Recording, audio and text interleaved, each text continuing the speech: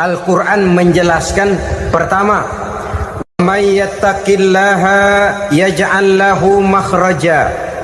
Barang siapa yang bertakwa kepada Allah Subhanahu wa taala, maka dia akan diberikan makhraja. Makhraja itu jalan keluar dari segala macam kesulitan. Jalan keluarnya ada saja. Menurut ukuran kemampuan dia tidak mungkin, mustahil, tidak bisa, mana mungkin. Tapi pada waktunya ada saja jalan keluarnya. Termasuk jenis yang yaj'al lahu makhraja. Orang yang bertakwa kepada Allah selalu diberikan jalan keluar dari segala kesulitan yang dihadapinya. Siapa sih orangnya yang tidak pernah sulit dalam hidup ini? Siapa orang yang tidak pernah mengalami kesulitan? Tapi kadang orang menilai, itu kelihatannya hidupnya enak aja ya, kayaknya nggak pernah mengalami kesulitan. Sebenarnya bukan tidak pernah mengalami kesulitan, Allah selalu memberikan jalan keluar dari segala kesulitan yang dihadapinya. Lah kalau Allah yang memberikan jalan keluar, tentu sangat mudah sekali. Orang yang bertakwa diberikan jalan keluar dari segala macam kesulitan. Satu. Yang kedua, wa yarzuqhu min haitsu la yahtasib. Dia akan diberikan rezeki oleh Allah dengan jalan yang tidak disangka-sangka. Rezekinya datang dengan cara yang tidak disangka-sangka. Gajinya mungkin kecil, tapi penghasilannya gede. Kan itu yang penting. Gaji dan penghasilan kan lain tuh. Boleh jadi gaji kecil, asal penghasilan gede, kan nikmat hidup itu. Nah, penghasilan ini ada yang bisa kita perkirakan. Bisa kita perkirakan. Misalnya gaji itu tadi. Kalau saya kerja, gaji saya begini. Ada rezeki yang masuk min haitsu la yahtasib. Tidak kita sangka-sangka, tidak kita duga-duga, tahu-tahu ada saja rezeki. Datang orang bawa persoalan yang mendatangkan hasil. Sebab rezeki, jodoh, maut memang seperti bayangan. Kita uber-uber dia lari, kita diem dia diem. Kan gemesin itu. Bayang-bayang itu begitu. Kita kejar, dia lari. Rezeki juga begitu. Kita diam, dia diam. Setengah mati yang namanya rezeki kita cari, kita uber, ngobek sampai ratusan bohong kita kerjain. Tapi memang belum waktunya, ya sulit untuk tembus. Tapi kadang-kadang giliran kita nongkrong di rumah, datang orang bawain rezeki. Itulah yang namanya rezeki. Tapi ini untuk orang yang bertakwa. Kalau tidak punya kredibilitas takwa, jangan lalu pakai ayat ini.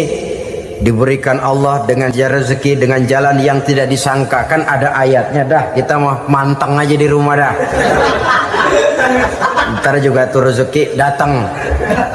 Ini fasilitas yang diberikan kepada orang yang wa may yattaqillah, bertakwa kepada Allah, yarzuqhu min haitsu la yahtasib, diberikan rezeki dengan cara yang tidak disangka-sangkanya. Maka kadar ketakwaan jangan membuat kita buruk sangka. Tuh orang ya nggak kemana-mana, duitnya ada aja. Kalau dia takwa, Allah berikan jalan keluar. Yang lantas ngelihat kiai orangnya ahli ibadah, ilmunya tinggi, akhlaknya luar biasa, takwanya tinggi, rezekinya lancar, lalu husnuzon nih kiai nggak kemana-mana, duitnya banyak, miara tuyul kali ini. Itu termasuk jaminan Allah yang masuk kategori min haitsu la yahtasib. Yang ketiga, yaj'al lahu min amrihi yusra, dimudahkan segala urusannya, dimudahkan segala urusannya. Kemudian yang keempat, yukaffir anhu sayyiatihi wa yu'azzim lahu ajra, diampuni segala kesalahannya dan dibesarkan pahala kebaikan yang dikerjakannya. Maka mudah-mudahan puasa yang kita kerjakan mengantarkan kita kepada ketakwaan kepada Allah, dan takwa membuka janji Allah kepada kita di dalam kehidupan ini. Kenapa sih kita yakin Quran itu kitab suci? Pertama, ajarannya sesuai dengan fitrah manusia. Suatu kitab dinamakan suci kalau konsep ajarannya sesuai dengan fitrah. Contoh, ini laki-laki ini seneng nggak sama perempuan? Normal. Kalau nggak seneng saya ragu-ragu. Perempuan seneng nggak sama laki-laki?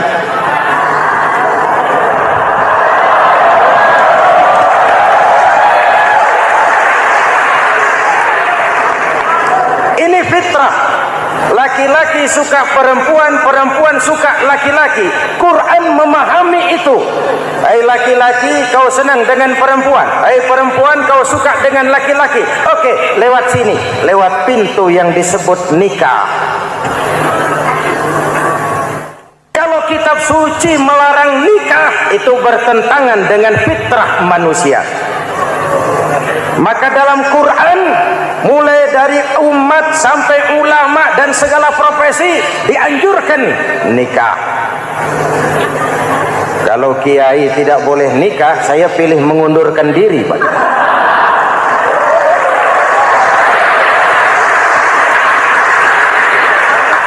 Itu bertentangan dengan fitrah.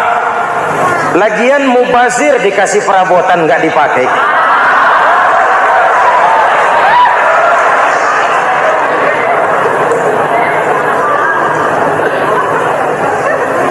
Fitrah. Contoh lagi, manusia perlu makan. Kalau ada kitab suci menyuruh puasa terus dari pagi sampai sore sampai malam sampai pagi lagi, eta teh kitab gelo.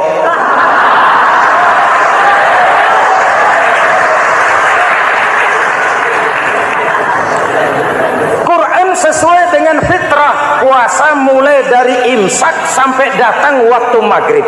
Puasa ngebleng dari pagi sampai sore sampai malam merusak kesehatan.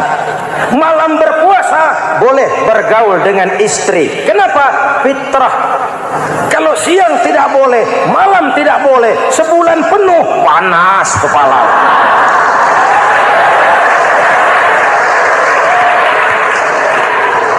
Rontok rambut. Hadirin yang saya hormati, itu yang pertama. Yang kedua, kita yakini Quran sebagai kitab suci karena isinya tidak saling bertentangan, konsekuen, konsisten. Kalau ada satu kitab, di satu ayat mengajarkan Tuhan Esa, di lain ayat mengajarkan tiga, liar eta mah. Kitab suci isinya paradoks. Bagaimana kitab suci isinya saling bertentangan? Di ayat manapun sekali Quran berkata Allah itu Esa, selamanya Esa. Isinya tidak saling bertentangan. Lalu yang ketiga, kita yakini Quran kitab suci karena dia bersih dari intervensi manusiawi. Sejak turunnya Al-Quran menantang, jikalau kamu ragu terhadap Quran yang kami turunkan kepada hamba kami Muhammad, kamu anggap itu cuma bikinan Muhammad. Kalau Muhammad bisa, kamu tentu bisa. Baik, bikin satu surah semacam Al-Quran. 14 abad yang lalu tantangan ini turun dan sampai malam ini belum terjawabkan. Pak, barangkali tidak ada yang mau coba. Banyak. Antara lain Musailamah Al-Kazzab. Dia mencoba membuat menandingi Al-Quran. Dia buat satu surah namanya surah Al-Fil. Bunyinya begini, bikinan Musailamah. Al-Fil wa mal-fil wa ma adraka mal-fil lahu khurtumun tawil wa lahu zail. Sudah berbentuk syair. Isinya apa? Al-fil, gajah. Wa mal-fil, apakah gajah itu? Wa ma adraka mal-fil, tahukah kamu apa itu gajah? Lahu khurtumun tawil, dia punya belalai panjang. Walahu zail, dan dia punya ekor. Gak usah turun ayat begituan, orang tahu.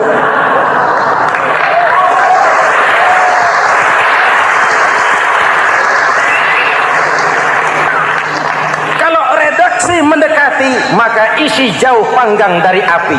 Kitab suci bersih dari campur tangan manusiawi.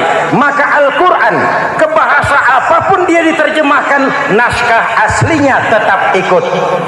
Dia boleh diterjemahkan ke bahasa Sunda, bahasa Jawa, bahasa Padang, bahasa Inggris, bahasa Jerman, bahasa Belanda, naskah aslinya tetap ada.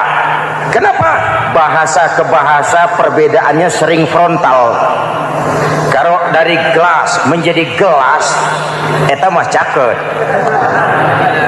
Dari lamp menjadi lampu, itu masih serumpun. Tapi cokot Sunda dengan cokot Jawa itu jauh bedanya. Atos Sunda dengan atos Jawa itu jauh. Ulama Sunda sama ulama Jawa nggak pernah akur kalimat atos ini.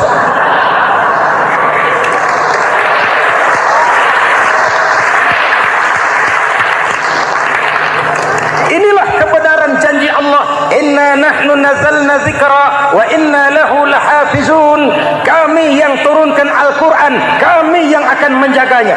Ribuan orang hafal Al-Quran. Lalu apa pesan-pesan misi utama Al-Quran? Pertama, menegakkan tauhid.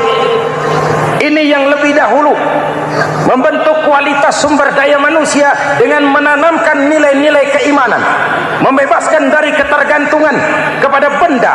Ya ayyuhan nasu ubudu rabbakumul ladzi khalaqakum. Hai manusia, Tuhanmu yang perlu kau sembah hanyalah Tuhan yang telah menciptakan kamu. Jangan menyembah Tuhan yang tidak pernah menciptakan kamu. Mengapa kau menyembah harta padahal dirimu lebih berharga dari harta? Kenapa kau menyembah pangkat dan jabatan padahal dirimu lebih berharga dari pangkat dan jabatan?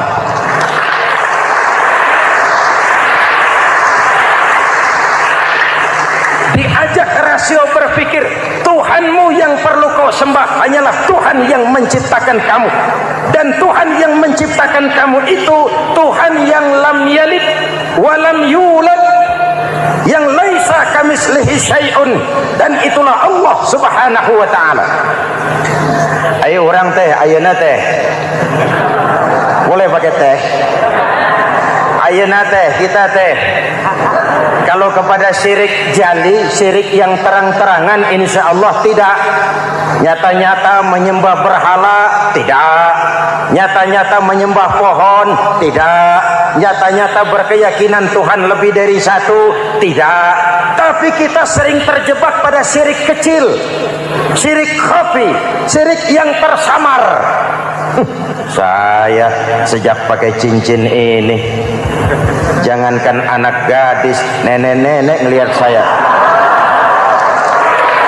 cincin. Jangankan anak gadis, nenek-nenek lihat saya lemes cincin. Ini saya sejak ada perkutut di rumah ini dagang lancar perkutut.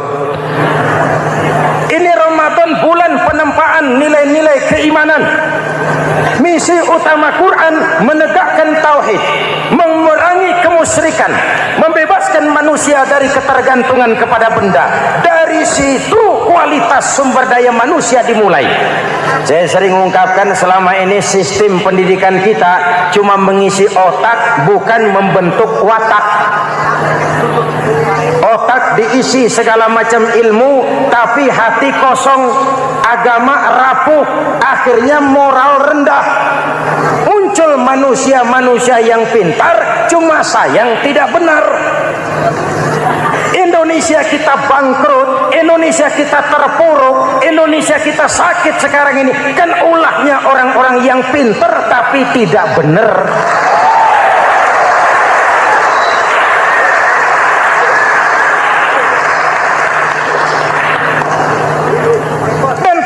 Bicara kayak begini, ini bukan pidato politik, ini nurani politik naon kadut.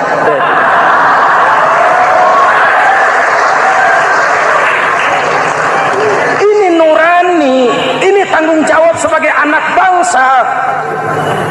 Ibu bapak, saudara-saudara hadirin yang saya hormati, Rasul kalau masuk sepertiga yang akhir, sing-singkan lengan baju, hamparkan sajadah, lebih banyak di masjid daripada di rumah.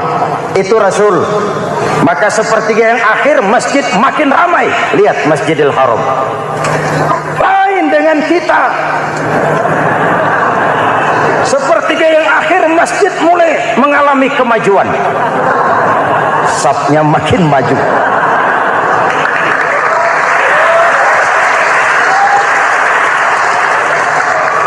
Pasar ramai, terminal beludak. Padahal sepertiga yang akhir itu puncak. Padahal di situ nilai tambah. Dan anggap ini Ramadan terakhir yang diberikan Allah kepada kita. Kenapa? Memang tidak ada jaminan tahun depan ketemu Ramadan lagi.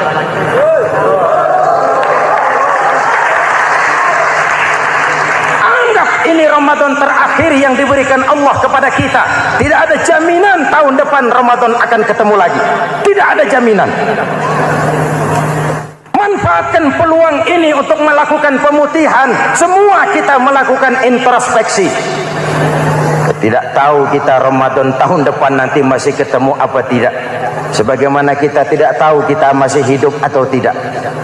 Hadirin yang saya hormati, misi kedua Al-Quran, persaudaraan, kebersamaan atas dasar keadilan dan kebenaran. Manusia bersuku-suku, ya. Manusia berbangsa-bangsa, memang itu diakui oleh Al-Quran. Inna khalaqnakum min dzakari wa untha wa ja'alnakum syu'uban wa qabaila. Kami ciptakan kamu dari laki-laki dan perempuan. Kami jadikan kamu bersuku-suku dan berbangsa-bangsa. Apa tujuannya? Agar kamu saling mengenal satu dengan yang lain. Persaudaraan, kebersamaan atas dasar keadilan dan kebenaran. Yang terlepas dari ras. Dari manapun orang datang, apapun warna kulitnya, dari suku apapun ia dilahirkan, kalau akidahnya sama, itu kan saudara kita.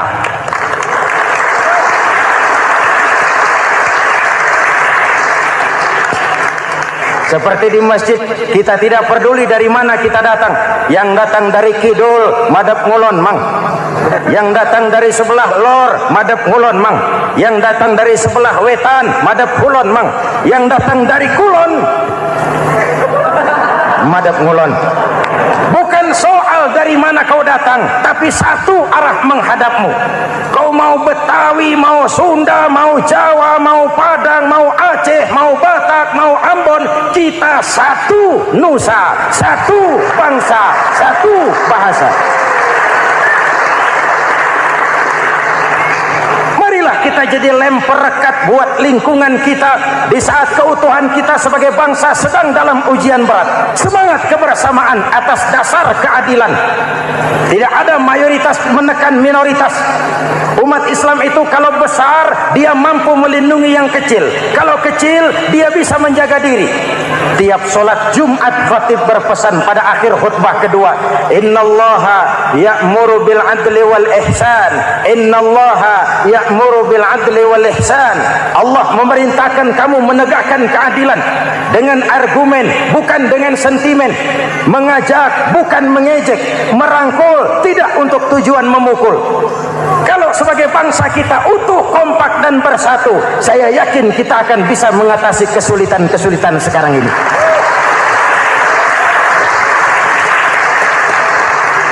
Kan kita prihatin kadang-kadang tawuran antar desa, antar RT, antar RW, antar kecamatan, sampai antar elit di atas. Makanya saya ulang lagi pesan ini. Kalau elit di atas tawuran, jadilah penonton yang baik. Saudara-saudara kaum muslimin yang saya cintai, kita prihatin, kita seakan tercabut dari akar budaya kita sebagai bangsa. Kenapa kita yang berfalsafahkan Pancasila, kenapa kita yang berketuhanan yang Maha Esa tiba-tiba jadi beringas dan brutal? Ada maling ayam ketangkap, disiram bensin, dibakar hidup-hidup. Kok kita bisa begitu? Street justice, pengadilan jalanan mulai tegak. Iyalah kita tidak puas dengan kerja aparat kita, tapi jangan main hakim sendiri. Ini negara, bukan hutan.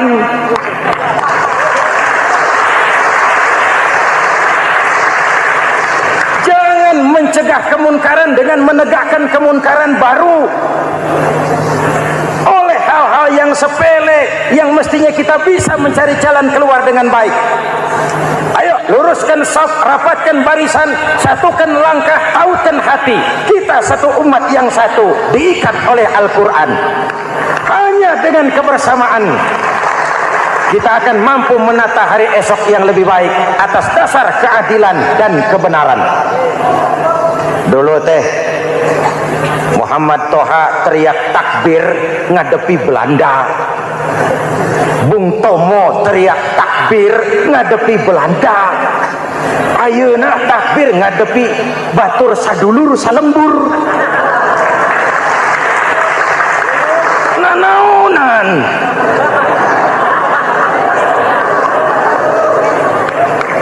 Bung Tomo teriak takbir, Muhammad Toha teriak takbir, yang dihadapi jelas penjajah Belanda. Kita ngadepi saudara sendiri, Allahu Akbar, yang sana teriak Allahu Akbar, setan tepuk tangan di tengah. Yuk kita rukun, yuk kita kompak, yuk kita bersatu, yuk kita pulang, yuk.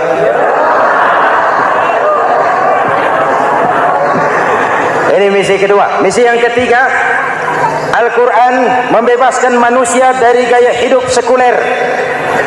Quran mengingatkan, awas bung, ada hidup sesudah mati, ada akhirat sesudah dunia. Lebih untung orang yang percaya akhirat daripada yang tidak. Paling tidak hidupnya normatif. Contoh, saudara yakin akhirat ada, lalu saudara hidup baik-baik, menjauhi yang munkar, meninggalkan yang haram, saudara sujud, puasa, jihad, lalu saudara mati. Setelah mati ternyata akhirat tidak ada. Tidak ada ruginya. Paling kurang kita sudah dicatat sebagai orang baik. Sebaliknya, saudara tidak percaya sama akhirat, lalu hidup seenaknya, judi, mabuk, zina, nipu orang, korupsi, tenggelam dalam kemunkaran, lalu mati. Setelah mati ternyata akhirat ada. Baik, kemana anjen? Lebih untung orang yang percaya akhirat ketimbang yang tidak. Hidupnya ada rem. Iya pak, saya kepengen banyak uang, tapi kalau main judi nanti di akhirat bagaimana? Iya, saya kepengen jadi orang kaya, tapi kalau korupsi, nipu orang, buka peternakan tuyul, nanti di akhirat bagaimana? Gaya hidup yang berkeseimbangan. Ada hidup sesudah mati dan ada akhirat sesudah dunia. Yang keempat, Quran membebaskan manusia dari belenggu kebodohan. Quran ayat yang pertama turun sudah berkata, Iqra, baca, kamu jangan jadi bodoh. Kebodohan menimbulkan kemiskinan, kemiskinan mendekatkan kepada kekufuran. Yang kelima, ini kado buat ibu-ibu, Quran mengangkat harkat, derajat dan martabat kaum wanita. Sebelum Quran turun, sebelum Islam datang, nasib wanita sangat menyedihkan. Dilahirkan hanya untuk melahirkan. Kalaupun berperan, peranannya tidak lebih segitiga. Dapur, sumur, kasur. Kasur, sumur, dapur. Dapur, sumur, kasur. Wanita dilecehkan, sekadar alat pemuas nafsu. Datang Islam, Rasul terenyuh, An-nisa imadul bilad. Wanita adalah tiangnya negara. Jikalau baik wanita, baik negara. Jikalau rusak wanita, hancur negara. Karena wanita, negara jaya. Betul? Karena wanita, negara hancur. Betul? Maka wanita adalah bidadari yang kadang-kadang setan. Kadang-kadang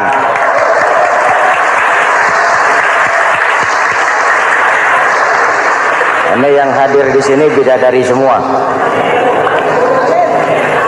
Ibu bapak, saudara-saudara hadirin yang saya hormati.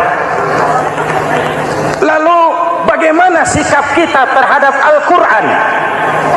Quran sendiri menjelaskan, "Tsumma awrasnal kitaba allazina istafaina min ibadina." Kemudian kami wariskan kitab Al-Quran yang kami pilih buat hamba-hamba kami yang terpilih. Luar biasa. Umatnya umat pilihan, rasulnya rasul pilihan, kitabnya pun kitab pilihan.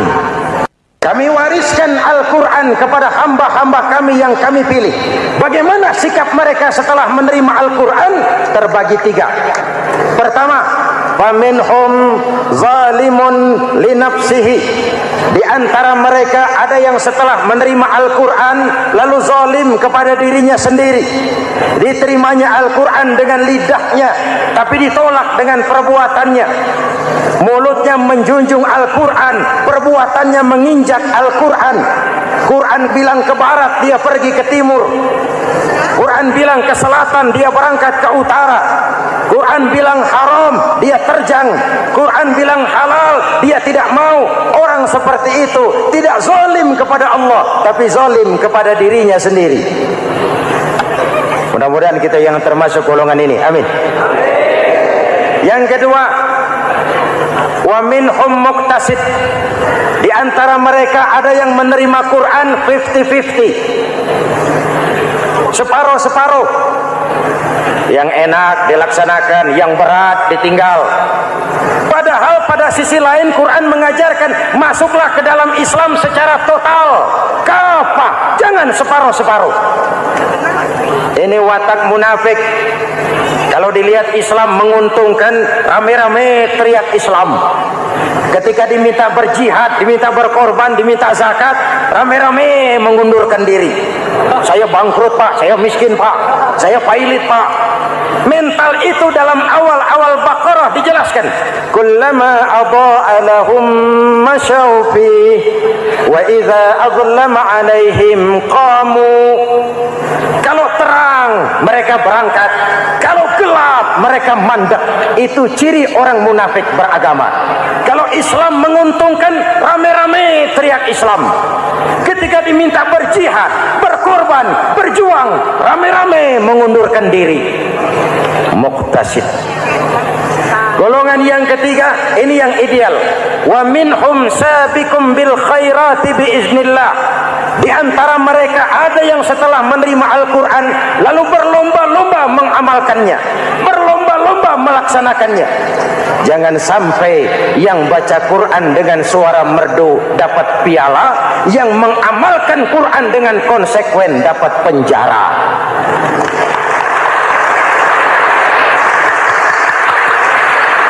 Itu ironi, itu menyedihkan, itu memilukan, dan itu memalukan.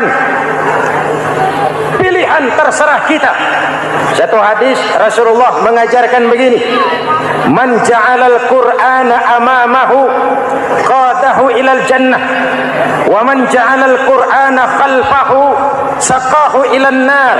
Siapa yang meletakkan Quran di depannya, dijadikannya Quran sebagai imam, Quran akan membimbing dia ke surga, surga dunia, lebih-lebih surga akhirat.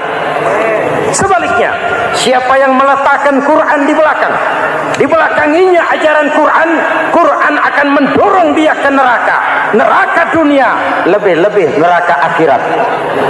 Quran imam apa makmum? Kita makmum apa imam? Makmum ikut imam apa imam ikut makmum? Makmum ikut imam. Jikalau Quran adalah imam, jikalau kita adalah makmum. Ke barat kata Quran, ke barat kita berangkat. Ke timur kata Quran, ke timur kita menuju. Halal kata Quran, itu yang kita ambil.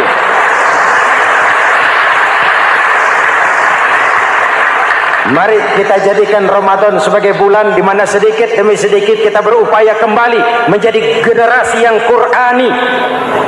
Rasulullah pernah ditanya, kalau Tuhan wafat ya Rasul, kemana kami minta nasihat? Aku tinggalkan kamu dua nasihat. Satu yang diam saja, satu yang bisa bicara. Yang bisa bicara apa ya Rasul? Al-Quran.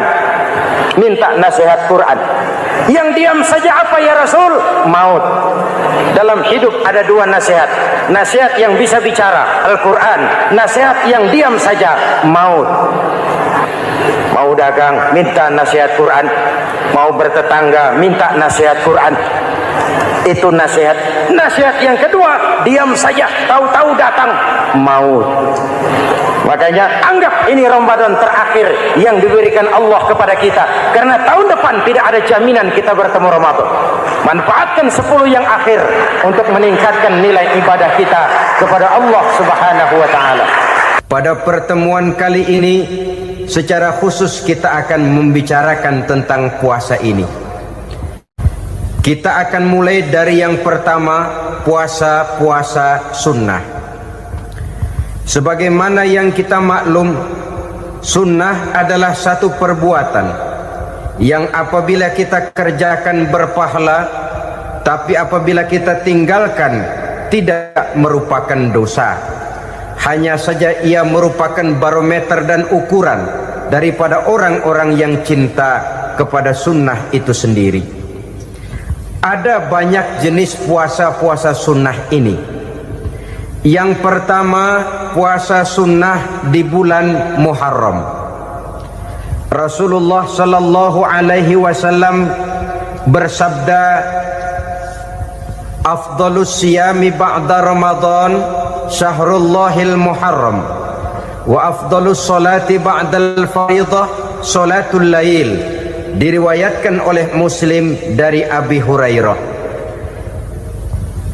Puasa yang paling utama sesudah puasa Ramadan tidak lain adalah puasa di bulan Muharram, dan solat yang paling afdol sesudah solat yang wajib adalah solat pada sepertiga malam yang akhir. Puasa di bulan Muharram merupakan puasa sunnah dan mempunyai nilai yang sangat besar dalam pandangan Allah Subhanahu wa ta'ala. Buat mereka yang mampu melaksanakan puasa sunnah di bulan Muharram ini, boleh melaksanakannya selama 10 hari. Hari yang pertama, boleh juga 3 hari saja, atau setidak-tidaknya 1 hari daripada bulan Muharram. Yang kedua, puasa 10 hari daripada bulan Zulhijjah. Karena bulan Zulhijjah ini memang termasuk bulan yang dimuliakan oleh Allah Subhanahu wa taala. Pertama, di sana ada hari Tarwiyah, ada hari Arafah, ada hari Kurban, ada talbiyah, ada pelaksanaan haji dengan segala manasiknya. Maka puasa sunnah di bulan Zulhijjah merupakan amalan yang sangat utama dan besar pahalanya dalam pandangan Allah Azza wa Jalla. Sebagian ulama menjelaskan, man shoma hazihil ayyam akramahullahu bi asri asya'in. Siapa orang yang melaksanakan ibadah puasa sunnah pada hari-hari 10 di bulan Zulhijjah ini, Allah Subhanahu wa ta'ala akan memuliakannya dengan 10 macam perkara. Saudara, ini keuntungannya. Yang pertama, orang yang puasa di hari-hari 10 bulan Zulhijjah diberikan al-barakah fi umrihi, diberikan keberkahan pada umurnya. Setiap kita ingin memperoleh umur yang berkah. Umur yang berkah itu yang bagaimana? Apa yang jumlahnya panjang? Mungkin. Tetapi yang jelas, umur yang berkah ini adalah umur yang bisa dipertanggungjawabkan di hadapan Allah Subhanahu wa ta'ala. Artinya, umur yang diisi penuh dengan kebajikan, umur yang diisi dengan segala macam kegiatan ibadah, dan umur yang dengan demikian sungguh pun kita sudah mati, jasad terkubur dalam tanah, nama kita akan tetap hidup, dikenal orang oleh karena kebajikan yang kita kerjakan. Saya kira akan lebih merupakan azab ketimbang nikmat kalau orang diberikan umur panjang tapi hanya untuk menumpuk-numpuk dosa saja? Kan lebih baik mana? Umur pendek banyak pahala, umur panjang banyak dosa. Lebih baik mana? Hah? Saya yakin yang paling baik tentu umur panjang banyak pahala. Paling sial umur pendek dosa melulu. Sudah diberikan umur pendek tidak seberapa, dosa berlipat ganda. Itu kalau orang kampung bilang tekor namanya. Rugi. Umur pendek hanya untuk menumpuk-numpuk dosa. Boleh jadi kalau umat-umat zaman dulu, saudara, mereka diberikan umur panjang. Nabi Adam, kita tahu Nabi Adam itu 2000 tahun umurnya. Nabi Nuh 950 tahun. Umatnya ya rata-rata segitu itu. Nah, kalau mereka misalnya punya umur 800 tahun, lalu 200 tahun mereka melakukan dosa, kan masih punya restan 600 tahun untuk taubat. Karena umurnya diberikan jatah panjang. Kita ini oleh Allah Subhanahu wa taala, umat Nabi Muhammad ini umurnya pendek-pendek. Kalau nyontoh Nabi 63 tahun saja. Kalau diberikan 70 tahun umur kita sekarang, itu sudah dapat jatah lebih 7 tahun. Alhamdulillah bahwa Allah memberikan saat-saat, waktu-waktu, tempat-tempat yang punya nilai istimewa, sehingga umur yang pendek ini bisa bernilai panjang, nilai ibadahnya bisa bernilai pahala seperti umat yang berumur panjang dahulu itu. Karena itu manfaatkan umur dengan baik, dan salah satu keberkahan daripada umur akan datang dengan melaksanakan ibadah puasa sunnah. Ini yang pertama. Yang kedua, az-ziyadatu fi malihi, berikan tambahan hartanya, menjadi orang kaya. Kaya apa? Kaya hati setidak-tidaknya. Karena dengan tekun dan rajin melaksanakan ibadah puasa, yang segera tertanam dalam jiwa seseorang merasakan cukup di dalam kehidupan. Itulah dia orang yang paling kaya, orang yang hidupnya paling cukup. Kalau orang sudah merasa cukup dalam hidupnya, maka itulah dia orang yang kaya. Saudara-saudara kaum muslimin rahimakumullah, puasa sunnah memberikan tambahan harta, usahanya berkembang, dengan demikian membawa keberkahan, hartanya makin bertambah, akan menunjang ibadahnya kepada Allah, lebih memantapkan dan membawa ketenangan dalam hidupnya. Itu termasuk berkahnya melaksanakan puasa sunnah itu. Yang ketiga, al-hifzu fi iyalihi, diberikan penjagaan, perlindungan terhadap keluarganya, anaknya sehat, sanak famili dan handai tolannya terjaga dan terpelihara dari segala malapetaka, dari segala mara bahaya, kesehatannya terjamin dan terpelihara. Itu sudah merupakan modal yang sangat besar di dalam kita mengarungi kehidupan. Sebab rasanya sulit untuk bahagia, duit kita banyak sekali, usaha kita selalu mendatangkan untung yang berlipat ganda. Tapi sebentar-sebentar anak kita sakit, yang ampek, yang korengan, yang kena musibah, ndak tak karu-karuan sakit, berobat sampai jutaan rupiah. Itu kan sudah tidak membawa kebahagiaan. Uang masuk yang begitu banyak jumlahnya, habis akhirnya untuk berobat saja. Sebenarnya hitung-hitung ya seri-seri juga. Usaha berhasil, duit banyak, habis untuk berobat. Lah sama juga saudara-saudara. Jadi dengan demikian, biar duit kita banyak, asal keluarga pada sehat saja, udah enak bener itu.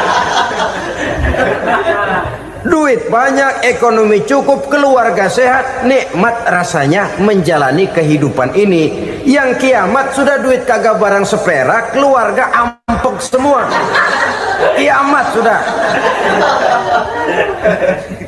Saudara hadirin yang saya hormati, jadi yang ketiga, Allah memberikan pemeliharaan terhadap keluarganya. Satu kali orang dipelihara Allah, tidak satu kekuatan pun yang bisa mencelakakan. Satu kali orang disengsarakan Allah, tidak satu tenaga pun yang mampu menyelamatkannya. Itulah sebabnya perlindungan Allah, pemeliharaan Allah terhadap diri dan keluarga sangat kita perlukan di dalam kehidupan ini. Dengan melaksanakan ibadah puasa, kita mendekatkan diri kepada Allah. Dengan dekat kepada Allah, maka Allah pun dekat kepada kita.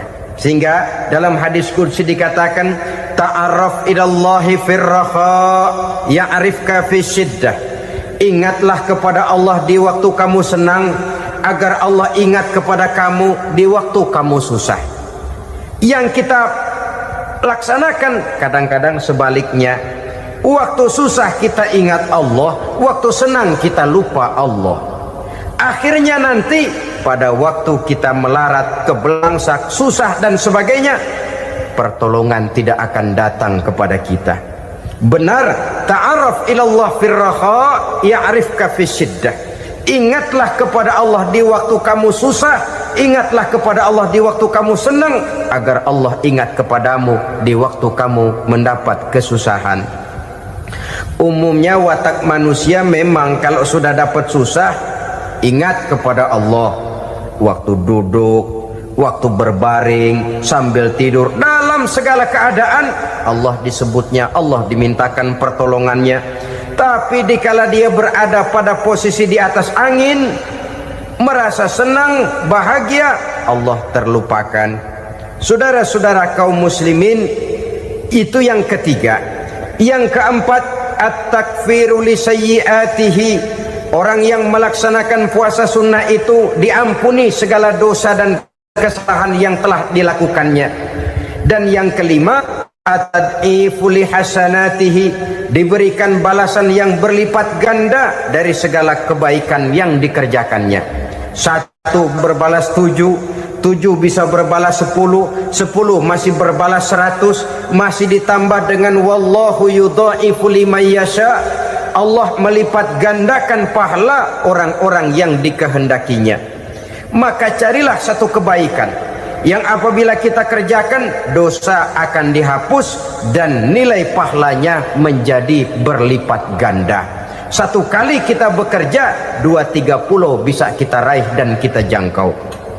Yang keenam, orang yang melaksanakan puasa sunnah di bulan Zulhijjah, at-tashil li sakarati mautihi, diberikan kemudahan pada saat menghadapi sakaratul maut.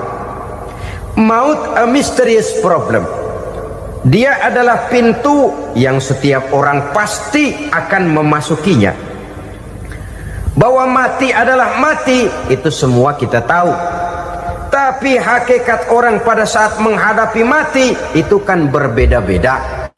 Ada yang matinya itu gampang sekali, persis orang tidur saja, tidak nampak gelisah, tidak bikin susah yang hidup, tidak gelimpangan di tempat tidur, persis seperti orang mau tidur saja. Ada yang sulit sekali menghadapi sakaratul maut, gelimpangan di tempat tidur, bikin bingung orang yang nunggu. Kadang-kadang seperti kerbau digorok lehernya. Saudara-saudara, sulit menghadapi sakaratul maut. Oleh karena itu Rasulullah sallallahu alaihi wasallam sering beliau itu kalau berdoa membaca Allahumma hawin alayya fi sakaratil maut. Ya Allah, mudahkan saya di dalam menghadapi sakaratul maut. Rasulullah saja, saudara, orang yang ibadahnya paling banyak, orang yang hatinya paling bersih, orang yang akhlaknya paling luhur, masih berdoa semacam ini. Mohon dimudahkan oleh Allah agar mudah menghadapi sakaratul maut. Apalagi kita, terus terang kita ini paling-paling kelas mukhtalid, bangsa sama pahala mau sama dosa doyan. Lebih perlu lagi menghadapi sakaratul maut. Sehingga apabila malaikat maut datang menjemput nyawa kita, dimudahkan, jangan dibikin sulit. Supaya mudah, jadilah orang baik-baik. Biasanya kalau Banyak yang mati, malaikat maut juga kali main-mainin dulu tuh orang. Utak-atik, ditakut-takutin dan segala macam. Saudara hadirin yang saya hormati, maka menghadapi sakaratul maut ini merupakan kunci. Apakah seseorang bisa husnul khatimah atau bisa su'ul khatimah? Salah satu jalan untuk memudahkan diri menghadapi sakaratul maut, melaksanakan puasa sunnah di bulan Zulhijjah ini. Yang ketujuh, ad-diya'u li zulumati qabrihi, diberikan terang di alam kuburnya. Kubur, saudara tahu, saudara tentu sering lihat orang dimasukkan ke liang lahat, ditutup dengan papan, dinding ari kata kita di kampung, lalu diuruk lagi dengan tanah. Dalamnya liang lahat, gelapnya liang lahat, gelapnya diuruk dengan tanah, gelapnya di dalam kubur, tiga gelap yang menjadi satu. Bapak moyangnya gelap.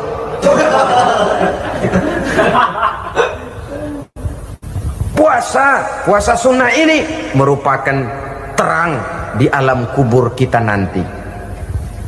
Yang kedelapan, at-tasqil limizanihi, diberikan keringanan pada timbangan di hari akhirat nanti.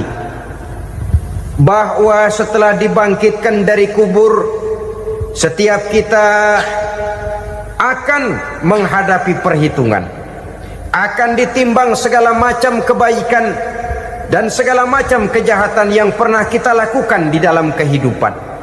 Orang yang melaksanakan ibadah puasa sunnah, at-tasqilu limizanihi, diberikan keringanan timbangan hari akhiratnya nanti. Yang kesembilan, an-najah minal bala, diberikan keselamatan dari segala macam bencana. Dan yang kesepuluh, as-su'ud ala darajatihi, diberikan ketinggian, naik derajatnya, derajat di dunia, lebih-lebih lagi derajat di akhirat nanti. Ini keutamaan yang diberikan Allah Subhanahu wa ta'ala kepada mereka yang melaksanakan ibadah puasa 10 hari di bulan Zulhijjah menurut penjelasan sebagian dari para ulama kita. Jadi setelah puasa Muharram ada lagi puasa Zulhijjah. Kemudian puasa sunnah yang ketiga, puasa sunnah pada hari Senin dan hari Kamis. Apa sumber hukumnya? Diriwayatkan oleh Imam Muslim dari Abi Qatadah, Rasulullah sallallahu alaihi wasallam ditanya tentang puasa pada hari Senin. Kenapa Rasul melakukan itu? Beliau menjawab, zalika yaumu wulidtu fihi wa yaumu bu'istu au unzila alayya fihi. Hari Senin itu adalah hari di mana aku dilahirkan dan hari di mana aku dibangkitkan. Wahyu pertama turun kepadaku pun pada hari itu. Maka sunnah melaksanakan puasa pada hari itu. Adapun hari Kamis, ada hadis yang diriwayatkan oleh Imam Turmuzi dari Abi Hurairah, Nabi bersabda, tu'radul a'malu yaumul isnaini wal khamisi fa uhibbu ay yu'radu amali wa ana sha'im.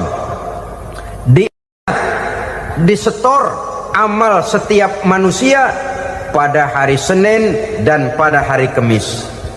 Maka aku ingin, kata Nabi, agar pada saat amalku disetor itu aku sedang puasa.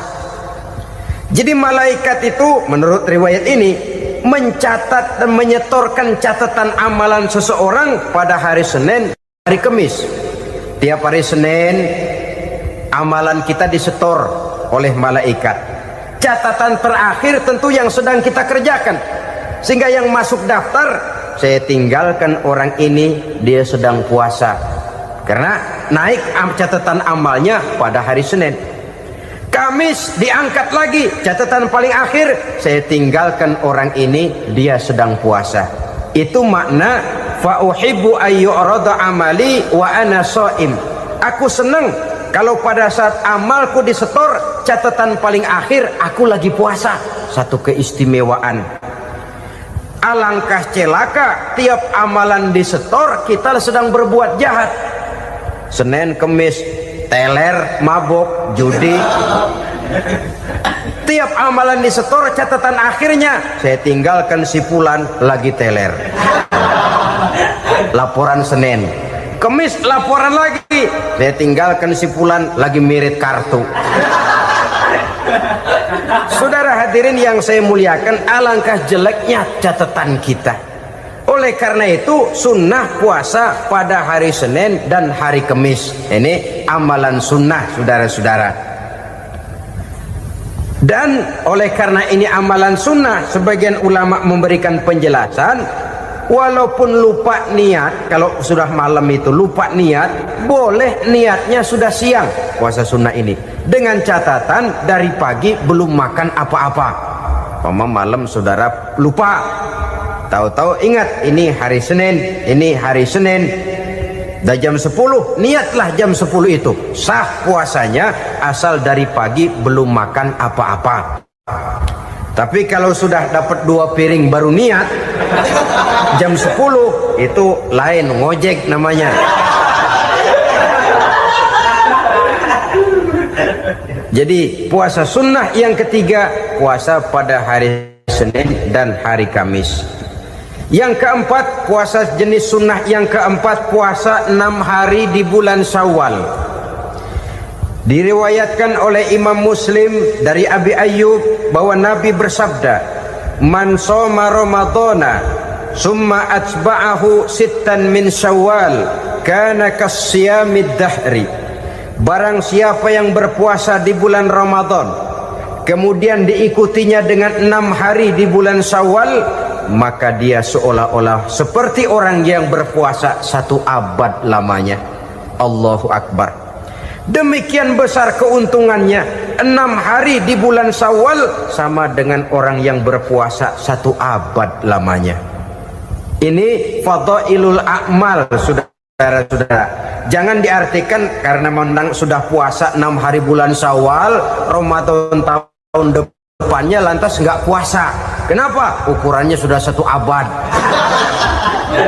Bukan itu pengertiannya. Ini mendorong orang memberikan ganjaran pahala yang sedemikian besar. 6 hari setelah Ramadan, artinya di bulan Syawal. Tidak pada hari pertama Syawal, karena haram hukumnya berpuasa pada hari fitri itu. 6 hari di bulan Syawal. Tinggal lihat yang mampunya saja. Boleh berurutan, boleh tidak berselang-seling, boleh, asal saja jumlahnya 6 hari selama masih bulan Syawal itu.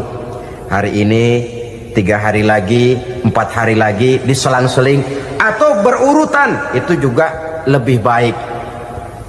Puasa sunnah 6 hari daripada bulan Syawal. Kemudian yang kelima, puasa sunnah 3 hari pada setiap bulan. 3 hari pada setiap bulan. Diriwayatkan oleh Imam Bukhari dan Muslim dari Abi Hurairah. Abi Hurairah bercerita, "Ausani khalili sallallahu alaihi wasallam bisalasin." Kekasih saya Rasulullah berwasiat kepada saya, memesankan benar-benar kepada saya untuk melaksanakan 3 amalan yang terpuji. Pertama, siyamu salasati ayyamin min kulli syahrin. Puasa 3 hari dalam setiap bulan. Ini wasiat yang pertama. 3 hari pada setiap bulan. Tidak peduli bulan apa saja. Dalam artian ya bulan menurut perhitungan Islam ya. Muharram, Safar, Rabiul Awal, Rabiul Tsani, Jumadal Ula, Jumadil Akhir, Rajab, Sya'ban, Ramadan, Syawal, Zulqa'dah, Zulhijjah dan selanjutnya. 3 hari pada setiap bulan. Tanggalnya tanggal berapa saja. Lebih utama pada yang disebut Yaumul Bid, yaitu hari-hari di mana bulan menunjukkan purnama. Tanggal 13, tanggal 14 dan tanggal 15 pada setiap bulannya itu disunahkan melaksanakan puasa. Itu wasiat pertama, puasa 3 hari pada setiap bulan. Wasiat yang kedua, wa raka'atai duha, melaksanakan sholat duha sekurang-kurangnya 2 rakaat. Itu wasiat yang dipesankan benar kepada saya, kata Abi Hurairah. Pertama, puasa 3 hari pada setiap bulan. Yang kedua, usahakan jangan meninggalkan 2 rakaat minimal daripada sembahyang duha. Kita tahu sembahyang duha itu sembahyang sunnah di waktu pagi seketika matahari naik sepenggalahan. Sekurang-kurangnya 2 rakaat, sebanyak-banyaknya 8 rakaat. Di antara fadilah atau keutamaan daripada sholat duha ini yaitu menyangkut masalah rezeki dan usaha. Kemudian wasiat yang ketiga, wa an utira qabla an anama. Beliau sangat berwasiat kepada saya untuk sholat witir sebelum tidur. Artinya sholat malam sebagai amalan sunnah di dalam kehidupan kita. Jadi saudara-saudara, dalam hidup ini kita akan selalu berbentur dengan keperluan.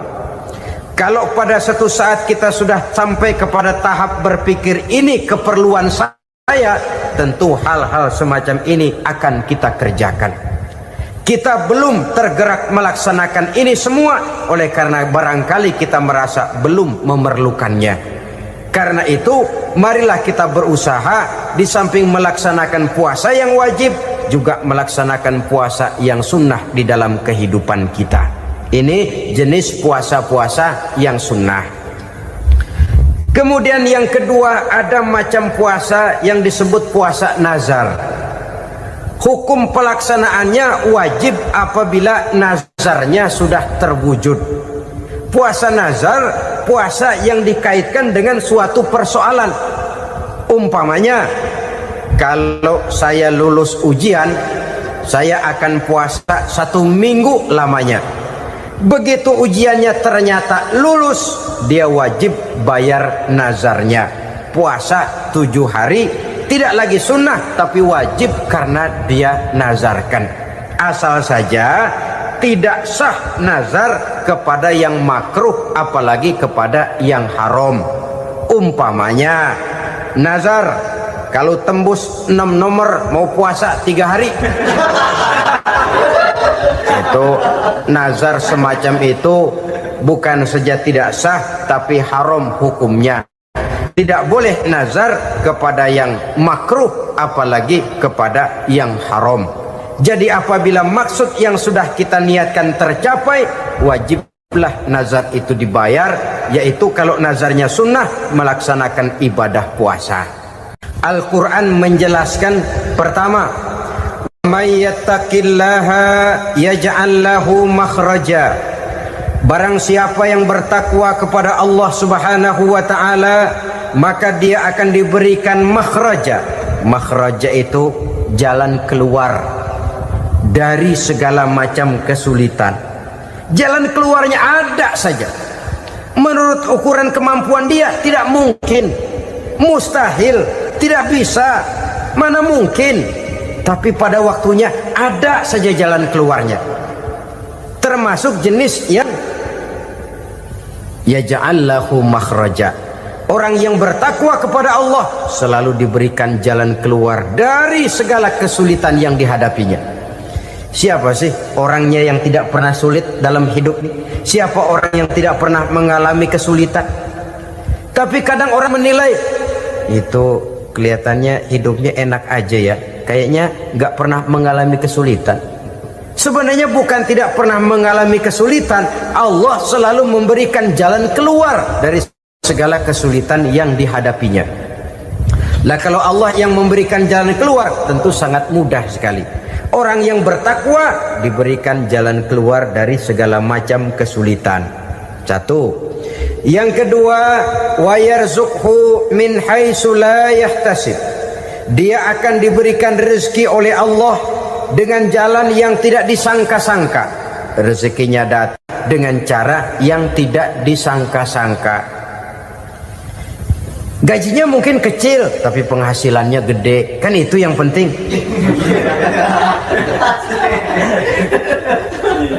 Gaji dan penghasilan kan lain tuh. Boleh jadi gaji kecil, asal penghasilan gede kan nikmat hidup itu. Nah, penghasilan ini ada yang bisa kita perkirakan. Bisa kita perkirakan. Misalnya gaji itu tadi. Kalau saya kerja, gaji saya begini. Ada rezeki yang masuk jenis min haitsu la yahtasib. Tidak kita sangka-sangka, tidak kita duga-duga, tahu-tahu ada saja rezeki. Datang orang bawa persoalan yang mendatangkan hasil. Sebab rezeki, jodoh, maut memang seperti bayangan. Kita uber-uber dia lari, kita diem dia diem. Kan gemesin itu. Bayang-bayang itu begitu. Kita kejar, dia lari. Rezeki juga begitu. Kita diem, dia diem. Setengah mati yang namanya rezeki kita cari, kita uber. Ngobek sampai ratusan bohong kita kerjain. Tapi memang belum waktunya, ya sulit untuk tembus. Tapi kadang-kadang giliran kita nongkrong di rumah, datang orang bawain rezeki. Itulah yang namanya rezeki. Tapi ini untuk orang yang bertakwa. Kalau tidak punya kredibilitas takwa, jangan lalu pakai ayat ini. Diberikan Allah dengan rezeki dengan jalan yang tidak disangka. Kan ada ayatnya dah. Kita mah manteng aja di rumah dah. Ntar juga tuh rezeki datang. Ini fasilitas yang diberikan kepada orang yang wa may yattaqillah, bertakwa kepada Allah, yarzuqhu min haitsu la yahtasib, diberikan rezeki dengan cara yang tidak disangka-sangkanya. Maka kadar ketakwaan jangan membuat kita buruk sangka. Tuh orang ya nggak kemana-mana, duitnya ada aja. Kalau dia takwa, Allah berikan jalan keluar. Yang lantas ngelihat kiai orangnya ahli ibadah, ilmunya tinggi, akhlaknya luar biasa, takwanya tinggi, rezekinya lancar, lalu husnuzon nih kiai nggak kemana-mana, duitnya banyak, miara tuyul kali ini. Itu termasuk jaminan Allah yang masuk kategori min haitsu la yahtasib. Yang ketiga, yaj'al lahu min amrihi yusra, dimudahkan segala urusannya, dimudahkan segala urusannya. Kemudian yang keempat, yukaffir anhu sayyiatihi wa yu'azzim lahu ajra, diampuni segala kesalahannya dan dibesarkan pahala kebaikan yang dikerjakannya. Maka mudah-mudahan puasa yang kita kerjakan mengantarkan kita kepada ketakwaan kepada Allah, dan takwa membuka janji Allah kepada kita di dalam kehidupan ini. Kenapa sih kita yakin Quran itu kitab suci? Pertama, ajarannya sesuai dengan fitrah manusia. Suatu kitab dinamakan suci kalau konsep ajarannya sesuai dengan fitrah. Contoh, ini laki-laki ini seneng nggak sama perempuan? Normal. Kalau nggak seneng saya ragu-ragu. Perempuan seneng nggak sama laki-laki?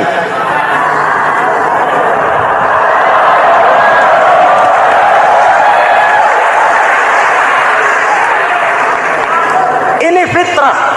Laki-laki suka perempuan, perempuan suka laki-laki. Quran memahami itu. Hai laki-laki, kau senang dengan perempuan. Hai perempuan, kau suka dengan laki-laki. Oke, lewat sini, lewat pintu yang disebut nikah. Kalau kitab suci melarang nikah, itu bertentangan dengan fitrah manusia. Maka dalam Quran, mulai dari umat sampai ulama dan segala profesi dianjurkan nikah. Kalau kiai tidak boleh nikah, saya pilih mengundurkan diri, Pak.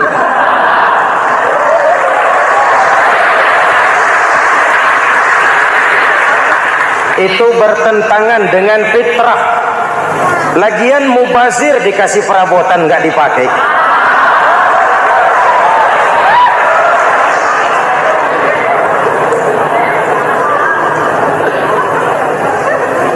Fitrah. Contoh lagi, manusia perlu makan.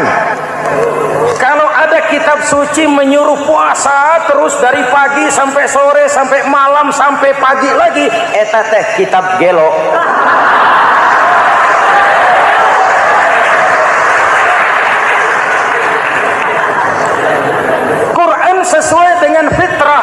puasa mulai dari imsak sampai datang waktu maghrib. Puasa ngebleng dari pagi sampai sore sampai malam merusak kesehatan. Malam berpuasa boleh bergaul dengan istri. Kenapa? Fitrah. Kalau siang tidak boleh, malam tidak boleh, sebulan penuh panas kepala.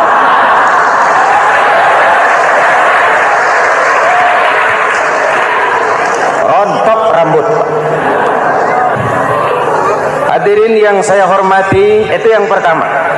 Yang kedua, kita yakini Quran sebagai kitab suci karena isinya tidak saling bertentangan, konsekuen, konsisten.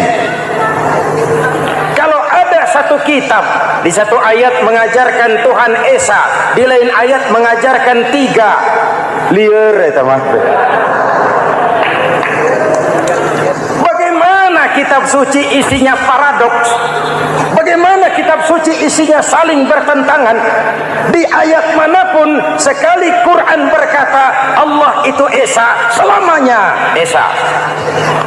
Isinya tidak saling bertentangan. Lalu yang ketiga, kita yakini Quran kitab suci karena dia bersih dari intervensi manusiawi. Sejak turunnya Al-Quran menantang, jikalau kamu ragu terhadap Quran yang kami turunkan kepada hamba kami Muhammad, kamu anggap itu cuma bikinan Muhammad. Kalau Muhammad bisa, kamu tentu bisa. Baik, bikin satu surah semacam Al-Quran. 14 abad yang lalu tantangan ini turun dan sampai malam ini belum terjawabkan. Pak, barangkali tidak ada yang mau coba. Banyak. Antara lain Musailamah Al-Kazzab. Dia mencoba membuat menandingi Al-Quran. Dia buat satu surah namanya surah Al-Fil. Bunyinya begini, bikinan Musailamah. Al-Fil wa mal-fil wa ma adraka mal-fil lahu khurtumun tawil wa lahu zail. Sudah berbentuk syair. Isinya apa? Al-fil, gajah. Wa mal-fil, apakah gajah itu? Wa ma adraka mal-fil, tahukah kamu apa itu gajah? Lahu khurtumun tawil, dia punya belalai panjang. Walahu zail, dan dia punya ekor. Gak usah turun ayat begituan, orang tahu.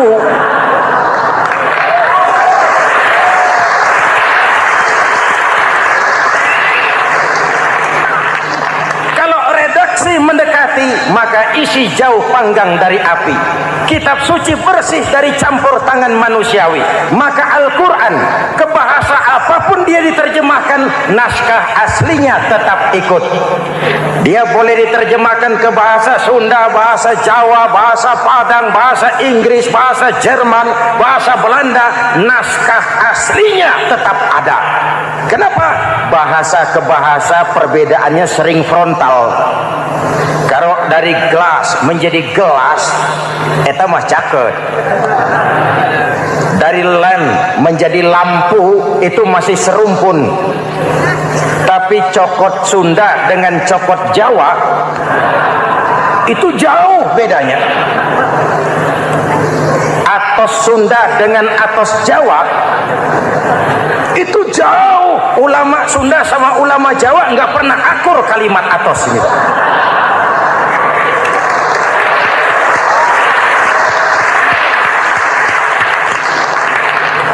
Inilah kebenaran janji Allah, inna nahnu nazzalna dzikra wa inna lahu lahafizun. Kami yang turunkan Al-Quran, kami yang akan menjaganya. Ribuan orang hafal Al-Quran. Lalu apa pesan-pesan misi utama Al-Quran? Pertama, menegakkan tauhid.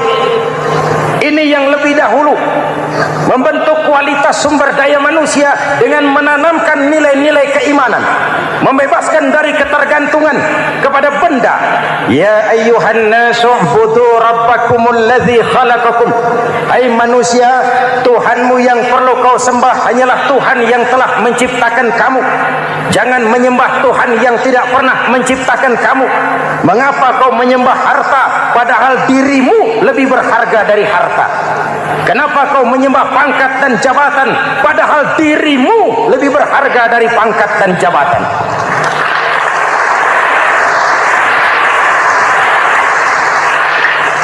Diajak rasio berpikir, Tuhanmu yang perlu kau sembah hanyalah Tuhan yang menciptakan kamu. Dan Tuhan yang menciptakan kamu itu Tuhan yang lam yalid walam yulad, yang laisa kamislihi syai'un, dan itulah Allah Subhanahu wa taala. Ayo orang teh, ayeuna teh.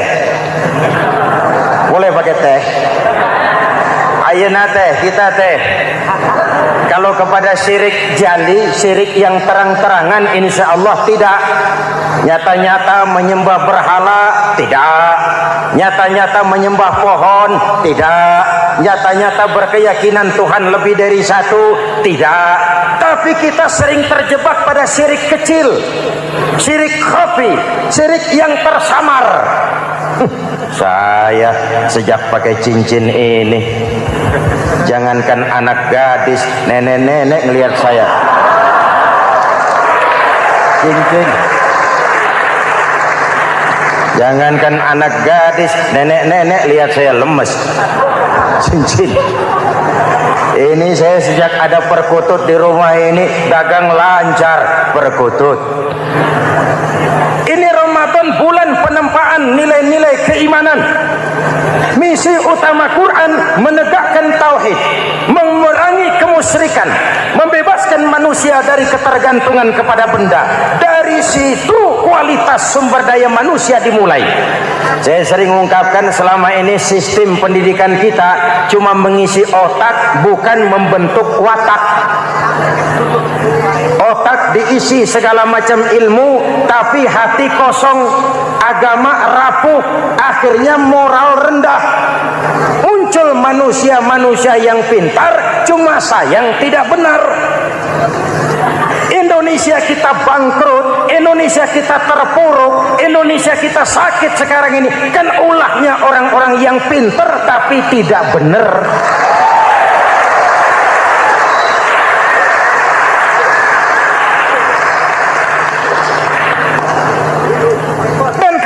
Bicara kayak begini, ini bukan pidato politik, ini nurani politik naon kadut.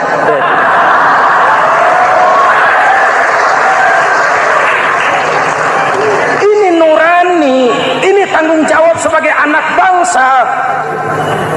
Ibu bapak, saudara-saudara hadirin yang saya hormati, Rasul kalau masuk sepertiga yang akhir, sing-singkan lengan baju, hamparkan sajadah, lebih banyak di masjid daripada di rumah. Itu Rasul. Maka sepertiga yang akhir masjid makin ramai. Lihat Masjidil Haram. Lain dengan kita. Sepertiga yang akhir masjid mulai mengalami kemajuan. Safnya makin maju.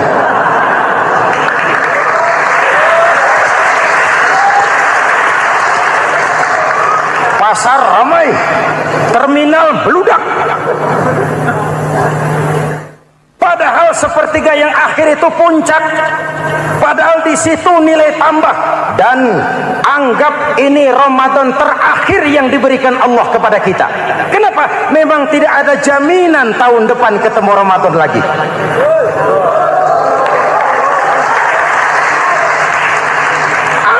Ini Ramadan terakhir yang diberikan Allah kepada kita. Tidak ada jaminan tahun depan Ramadan akan ketemu lagi. Tidak ada jaminan. Manfaatkan peluang ini untuk melakukan pemutihan. Semua kita melakukan introspeksi. Tidak tahu kita Ramadan tahun depan nanti masih ketemu apa tidak. Sebagaimana kita tidak tahu kita masih hidup atau tidak.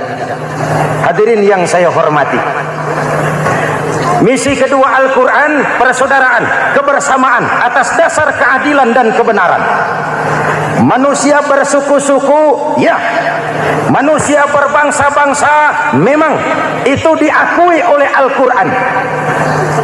Inna khalaqnakum min dzakari wa untha wa ja'alnakum syu'uban wa qabaila. Kami ciptakan kamu dari laki-laki dan perempuan. Kami jadikan kamu bersuku-suku dan berbangsa-bangsa. Apa tujuannya?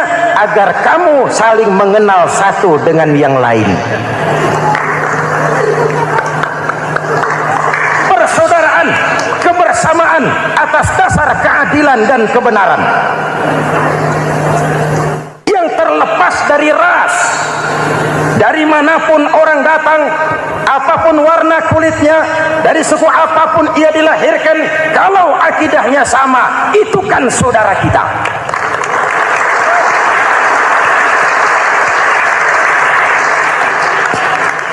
Seperti di masjid, kita tidak peduli dari mana kita datang. Yang datang dari kidul, madhab ngulon mang. Yang datang dari sebelah lor, madhab ngulon mang. Yang datang dari sebelah wetan, madhab kulon mang. Yang datang dari kulon, madhab ngulon. Bukan soal dari mana kau datang, tapi satu arah menghadapmu. Kau mau Betawi, mau Sunda, mau Jawa, mau Padang, mau Aceh, mau Batak, mau Ambon, kita satu nusa, satu bangsa, satu bahasa. Kita jadi lem perekat buat lingkungan kita di saat keutuhan kita sebagai bangsa sedang dalam ujian berat. Semangat kebersamaan atas dasar keadilan. Tidak ada mayoritas menekan minoritas. Umat Islam itu kalau besar, dia mampu melindungi yang kecil. Kalau kecil, dia bisa menjaga diri. Tiap solat Jumat khatib berpesan pada akhir khutbah kedua, innallaha ya'muru bil adli wal ihsan, innallaha ya'muru bil adli wal ihsan. Allah memerintahkan kamu menegakkan keadilan dengan argumen, bukan dengan sentimen, mengajak, bukan mengejek, merangkul, tidak untuk tujuan memukul. Kalau sebagai bangsa kita utuh, kompak dan bersatu, saya yakin kita akan bisa mengatasi kesulitan-kesulitan sekarang ini.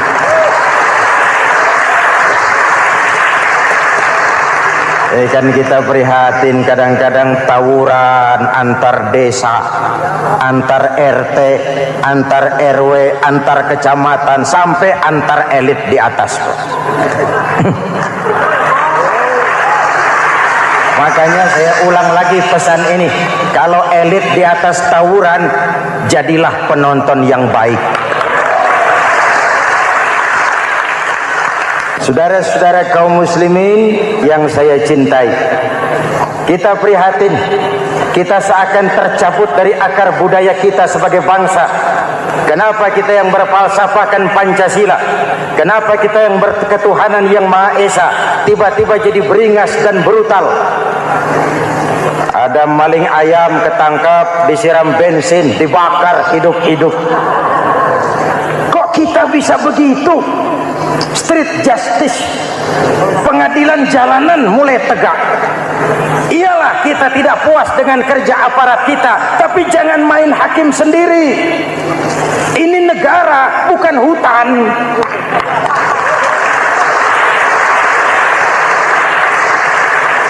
Jangan mencegah kemunkaran dengan menegakkan kemunkaran baru. Hal-hal yang sepele yang mestinya kita bisa mencari jalan keluar dengan baik. Ayo luruskan saf, rapatkan barisan, satukan langkah, tautkan hati. Kita satu umat yang satu, diikat oleh Al-Quran. Hanya dengan kebersamaan kita akan mampu menata hari esok yang lebih baik atas dasar keadilan dan kebenaran. Dulu Muhammad Toha teriak takbir ngadepi Belanda. Bung Tomo teriak takbir ngadepi Belanda. Ayeuna takbir ngadepi batur sadulur salembur. Nanaonan.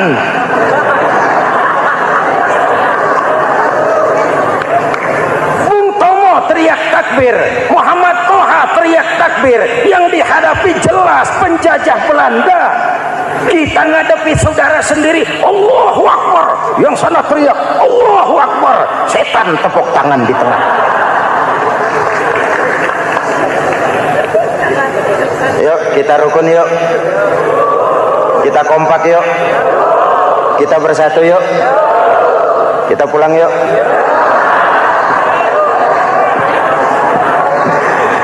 Ini misi kedua. Misi yang ketiga, Al-Quran membebaskan manusia dari gaya hidup sekuler.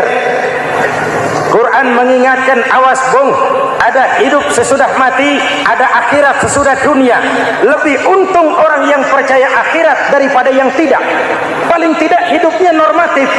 Contoh, saudara yakin akhirat ada, lalu saudara hidup baik-baik, menjauhi yang munkar, meninggalkan yang haram, saudara sujud, puasa, jihad, lalu saudara mati. Setelah mati ternyata akhirat tidak ada. Tidak ada ruginya. Paling kurang kita sudah dicatat sebagai orang baik.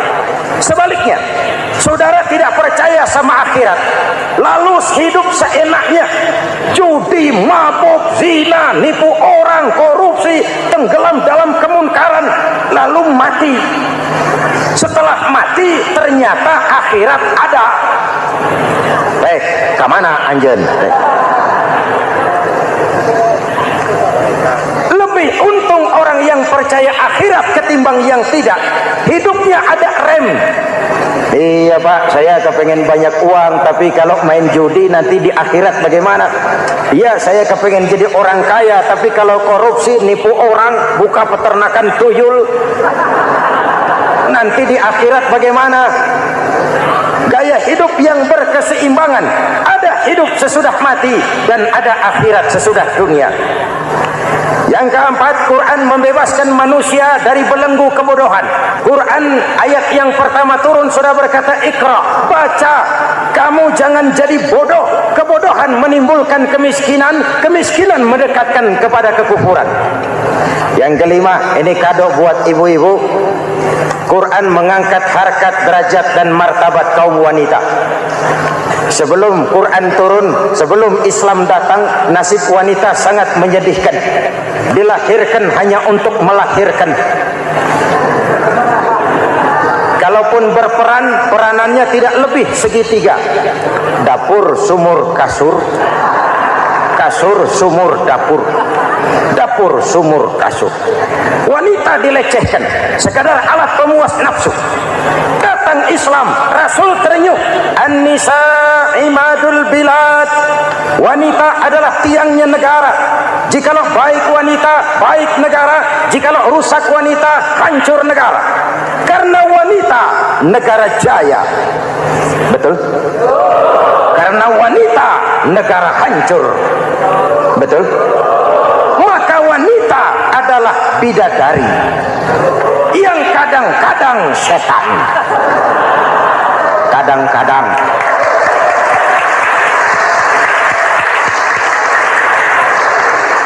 Ini yang hadir di sini bidadari semua. Ibu bapak, saudara-saudara hadirin yang saya hormati. Lalu bagaimana sikap kita terhadap Al-Quran? Quran sendiri menjelaskan, "Tsumma awrasnal kitaba allazina istafaina min ibadina." Kemudian kami wariskan kitab Al-Quran yang kami pilih buat hamba-hamba kami yang terpilih. Luar biasa. Umatnya umat pilihan, Rasulnya Rasul pilihan, kitabnya pun kitab pilihan. Kami wariskan Al-Quran kepada hamba-hamba kami yang kami pilih. Bagaimana sikap mereka setelah menerima Al-Quran? Terbagi tiga. Pertama, faminhum zalimun linafsihi. Di antara mereka ada yang setelah menerima Al-Quran lalu zalim kepada dirinya sendiri. Diterimanya Al-Quran dengan lidahnya, tapi ditolak dengan perbuatannya. Mulutnya menjunjung Al-Quran, perbuatannya menginjak Al-Quran. Quran bilang ke barat, dia pergi ke timur. Quran bilang ke selatan, dia berangkat ke utara. Quran bilang haram, dia terjang. Quran bilang halal, dia tidak mau. Orang seperti itu tidak zalim kepada Allah, tapi zalim kepada dirinya sendiri. Mudah-mudahan kita yang termasuk golongan ini. Amin. Yang kedua, wa minhum muqtasid. Di antara mereka ada yang menerima Quran 50-50. Separuh-separuh. Yang enak dilaksanakan, yang berat ditinggal. Padahal pada sisi lain Quran mengajarkan masuklah ke dalam Islam secara total, kafah, jangan separuh-separuh. Ini watak munafik. Kalau dilihat Islam menguntungkan, rame-rame teriak Islam. Ketika diminta berjihad, diminta berkorban, diminta zakat, rame-rame mengundurkan diri. Saya bangkrut pak, saya miskin pak, saya pailit pak. Mental itu dalam awal-awal Baqarah dijelaskan. Kullama adha'a lahum masyaw fih wa idza adlama 'alaihim qamu. Kalau terang mereka berangkat, kalau gelap mereka mandek. Itu ciri orang munafik beragama. Kalau Islam menguntungkan, rame-rame teriak Islam. Ketika diminta berjihad, berkorban, berjuang, rame-rame mengundurkan diri. Muqtasid. Golongan yang ketiga, ini yang ideal. Wa minhum sabiqum bil khairati biiznillah. Di antara mereka ada yang setelah menerima Al-Quran lalu berlomba-lomba mengamalkannya, berlomba-lomba melaksanakannya. Jangan sampai yang baca Quran dengan suara merdu dapat piala, yang mengamalkan Quran dengan konsekuen dapat penjara.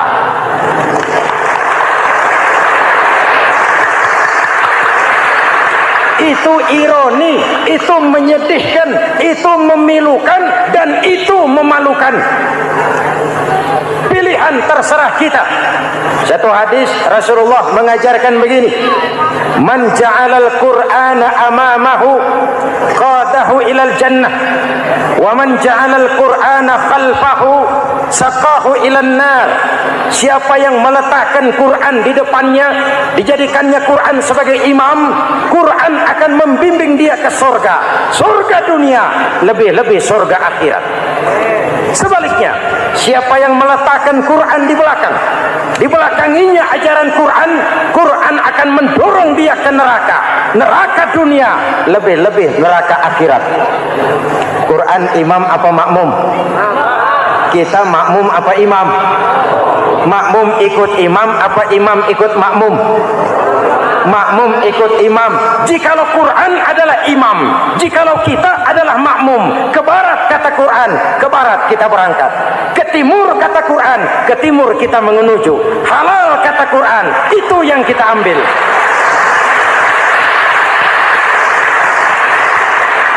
Mari kita jadikan Ramadan sebagai bulan di mana sedikit demi sedikit kita berupaya kembali menjadi generasi yang Qurani.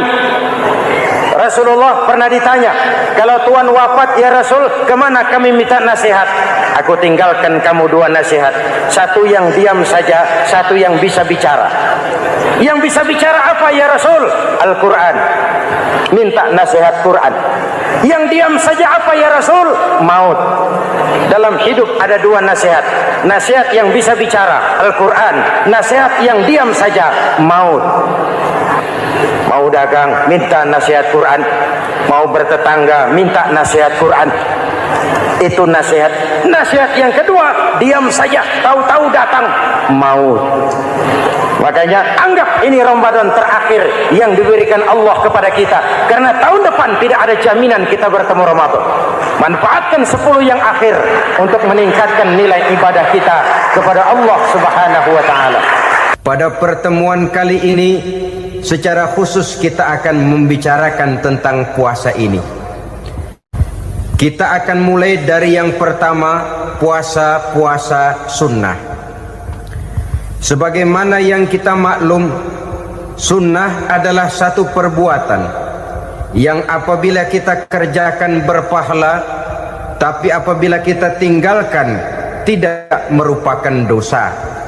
Hanya saja ia merupakan barometer dan ukuran daripada orang-orang yang cinta kepada sunnah itu sendiri. Ada banyak jenis puasa-puasa sunnah ini. Yang pertama, puasa sunnah di bulan Muharram. Rasulullah sallallahu alaihi wasallam bersabda, "Afdhalus siyami ba'da Ramadan syahrullahil Muharram, wa afdhalus salati ba'dal fardhah salatul lail." Diriwayatkan oleh Muslim dari Abi Hurairah.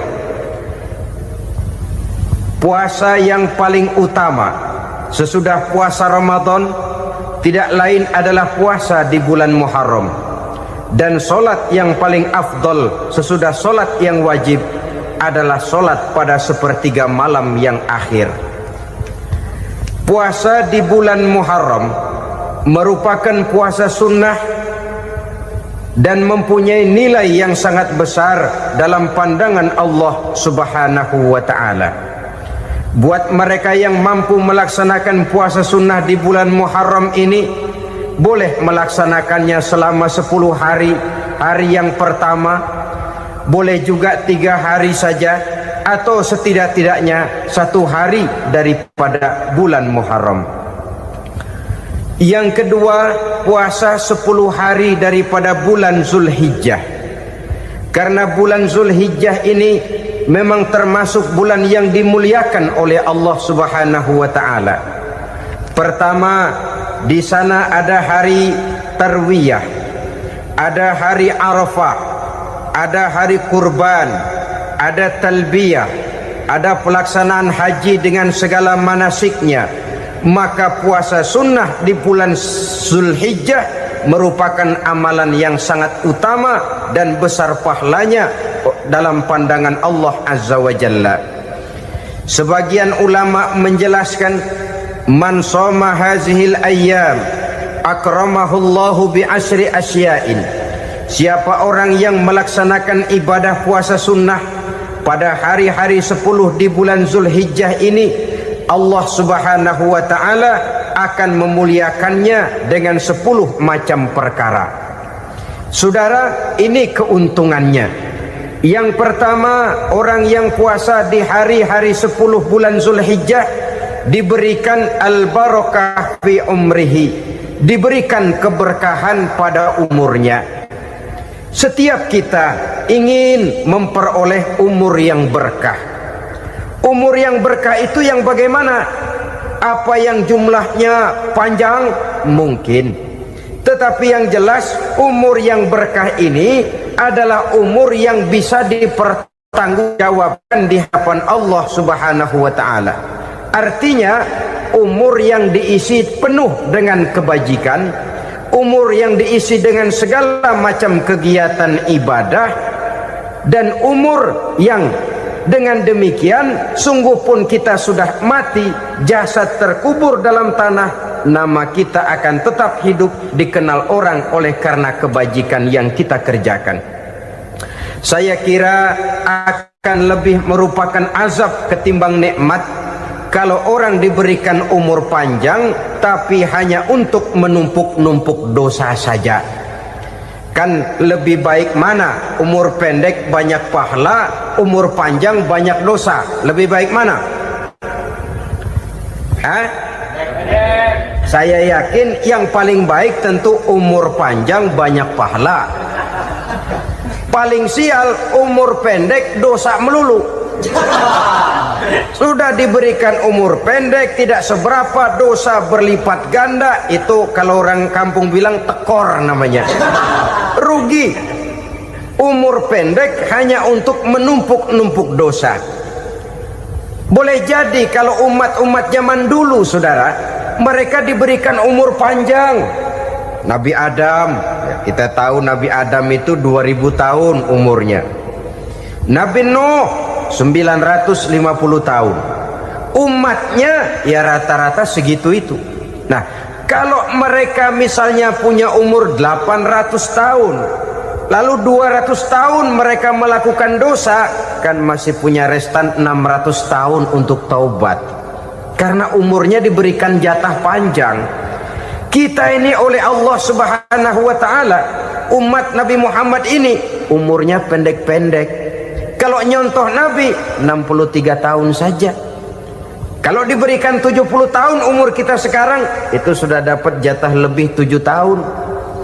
Alhamdulillah bahwa Allah memberikan saat-saat, waktu-waktu, tempat-tempat yang punya nilai istimewa, sehingga umur yang pendek ini bisa bernilai panjang, nilai ibadahnya bisa bernilai pahala seperti umat yang berumur panjang dahulu itu.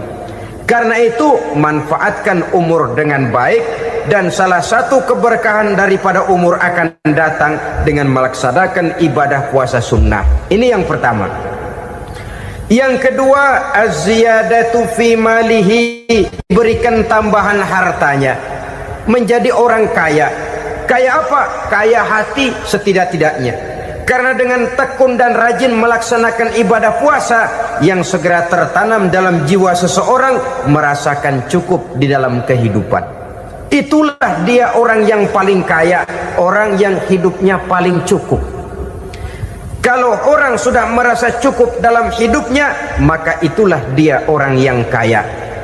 Saudara-saudara kaum muslimin rahimakumullah, puasa sunnah memberikan tambahan harta, usahanya berkembang, dengan demikian membawa keberkahan, hartanya makin bertambah, akan menunjang ibadahnya kepada Allah, lebih memantapkan dan membawa ketenangan dalam hidupnya.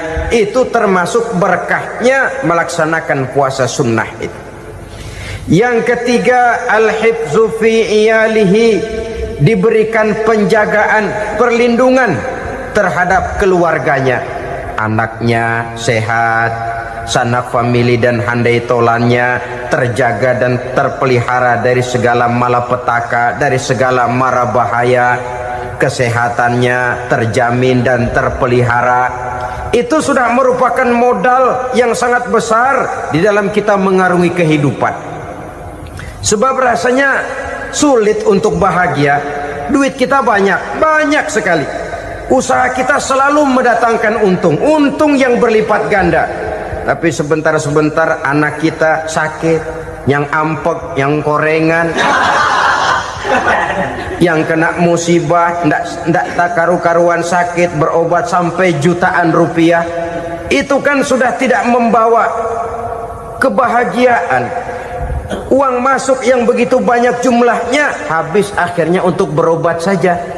Sebenarnya hitung-hitung ya seri-seri juga. Usaha berhasil, duit banyak, habis untuk berobat. Lah sama juga saudara-saudara. Jadi dengan demikian, biar duit kita banyak, asal keluarga pada sehat saja, udah enak bener itu. Duit banyak, ekonomi cukup, keluarga sehat, nikmat rasanya menjalani kehidupan ini. Yang kiamat sudah duit kagak barang seperak, keluarga ampek semua. Kiamat sudah. Saudara hadirin yang saya hormati, jadi yang ketiga, Allah memberikan pemeliharaan terhadap keluarganya. Satu kali orang dipelihara Allah, tidak satu kekuatan pun yang bisa mencelakakan.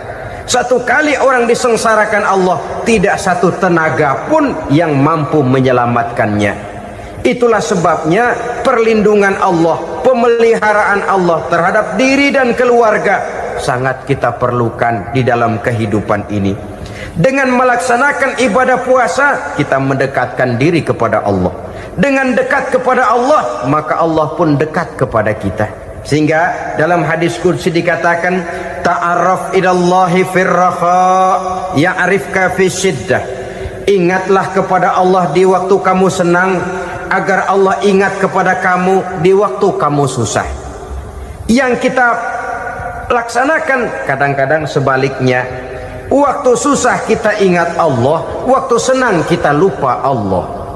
Akhirnya nanti pada waktu kita melarat, kebelangsak, susah dan sebagainya, pertolongan tidak akan datang kepada kita. Benar, ta'arraf ilallah firraha ya'rifka fi syiddah.